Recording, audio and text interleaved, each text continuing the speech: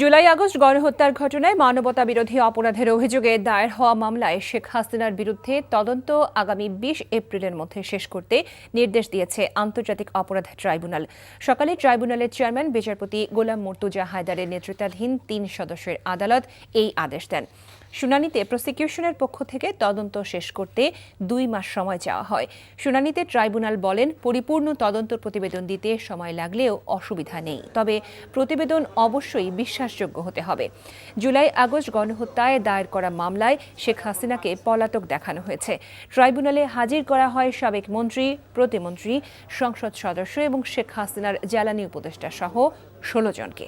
তারা যেহেতু গণহত্যার ব্যাপারে সুস্পষ্ট একটা রিপোর্ট দিয়েছে, এইটা আমাদের মামলা প্রমাণের জন্য একটা বড় এভিডেন্স হিসেবে কাজ করবে। এই কারণে আমরা ২ মাসের সময় চেয়েছিলাম। আদালত আগামী ২০ এপ্রিল এই পরবর্তী তারিখ নির্ধারণ করেছেন। এই সময়ের মধ্যে তদন্ত রিপোর্ট যাতে পাওয়া যায় সেটার ব্যাপারে বলেছেন। আমরা বলেছি যে আশা করছি আমরা এর আগেই তদন্ত রিপোর্ট দাখিল করতে পারবো। আদালত যেটা বলেছেন যে তাড়াহুড়া করতে গিয়ে তদন্ত রিপোর্ট যাতে কোনো ত্রুটিপূর্ণ না হয় সে ব্যাপারেও খেয়াল রাখবেন।